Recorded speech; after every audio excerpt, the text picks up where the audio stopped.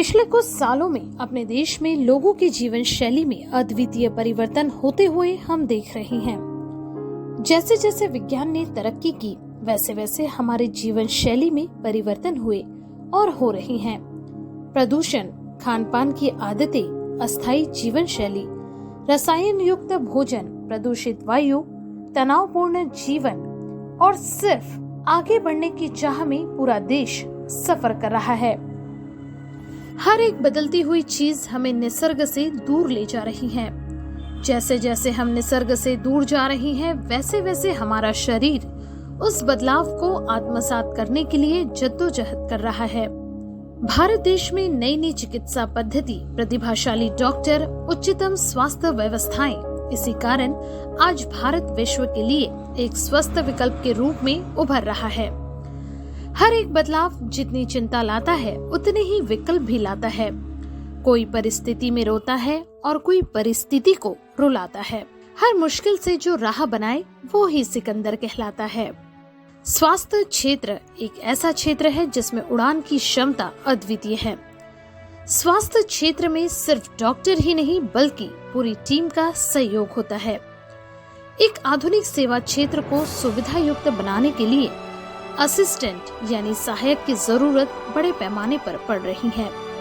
सारी जरूरतें एक व्यक्ति पूरा कर सके ऐसा तो नहीं हो सकता, पर एक ऐसा पाठ्यक्रम हो जिसमें स्वास्थ्य संगठन को सुचारू ढंग से चलाने के लिए योग्य उम्मीदवार मिले और उम्मीदवार को उसकी रुचि का कार्य और रोजगार मिल सके। इसलिए सैटेलाइट जीडीए जो आपको रोजगार देकर करेगा आपके सारे सपने पूरे।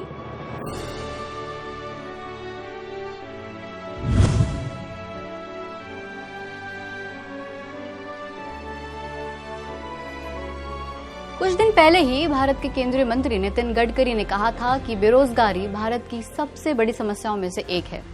हाल ही में कंपनी सीएमआई ने यह दावा किया कि भारत का बेरोजगारी दर फरवरी 2019 में 7.2% हो गया है, जो कि पिछले लगभग 2.5 साल में सबसे ज्यादा है। CMIE यानी centre for monitoring Indian economy 1976 से ही थिंक टैंक के तौर पर काम कर रही है, साथ ही अर्थव्यवस्था और बिजनेस से जुड़े आंकड़े पेश करती है।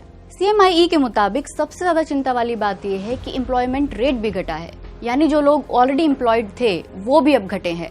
नवंबर 2017 में एम्प्लॉयमेंट रेट 41.8% था, जो घटकर अब 39.7% रह गया है। भारत का लेबर पार्टिसिपेशन रेट भी नवंबर 2016 से यानी डिमोनेटाइजेशन के बाद से घटा है। इसका मतलब तब जितने लोग काम करना चाहते थे वे अब लेबर मार्केट से निकल चुके हैं।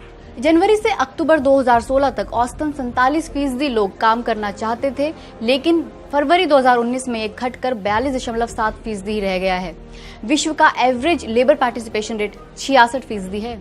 CMIE की एक और रिपोर्ट पहले आई थी जिसमें दावा किया गया था कि साल 2018 में 1 करोड़ 10 लाख भारतीयों को अपनी नौकरी से हाथ धोना पड़ा। फरवरी में नेशनल सैंपल सर्वे ऑफिस की एक रिपोर्ट लीक होकर बिजनेस स्टैंडर्ड अखबार में छपी थी, जिसमें सामने आया था कि साल 2017-18 में भारत की बेरोजगारी दर पिछले 45 सालों में सबसे ज्यादा थी। अखबार का दावा है कि सरकार ने इस रिपोर्ट को जारी नहीं होने दिया। पहले तो नीति आयोग ने कहा कि रिपोर्ट फाइनल नहीं है और उसके बाद कहा कि रिपोर्ट गलत है, जबकि NSSO के 2 अधिकारियों ने ये कहते हुए इस्तीफा दे दिया था कि उनकी रिपोर्ट को जारी करने से सरकार ने मना कर दिया है। इसके बाद सरकार ने EPFO यानी एम्प्लॉय प्रोविडेंट फंड के आंकड़ों को सामने रखा। सरकार का पक्ष है कि सितंबर 2017 से नवंबर 2018 तक 73.5 लाख नए लोगों ने EPFO सब्सक्राइब किया, लेकिन जानकार कहते हैं कि ये मिसलीडिंग भी हो सकता है, क्योंकि EPFO से जुड़ने का मतलब इनफॉर्मल सेक्टर से फॉर्मल सेक्टर में आना, यानी कि जो पहले भी काम कर रहे थे लेकिन EPFO से नहीं जुड़े थे। साथ ही कई लोग जब नौकरी बदलते हैं तो नया अकाउंट EPFO का स्टार्ट करते हैं। केंद्र सरकार की एक योजना है मुद्रा, जिसमें कई लोगों को लोन दिया गया है।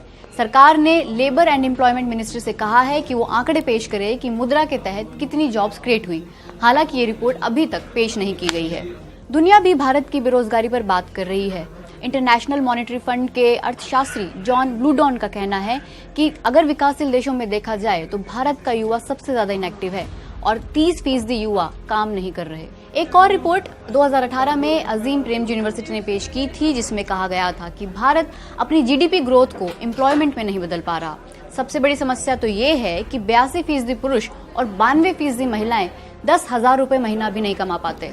कन्फेडरेशन ऑफ इंडियन इंडस्ट्री यानी CII का कहना है कि अगले 10 साल में 30 करोड़ युवा जॉब मार्केट में आएंगे। तो क्या भारत सरकार इसके लिए तैयारी कर रही है?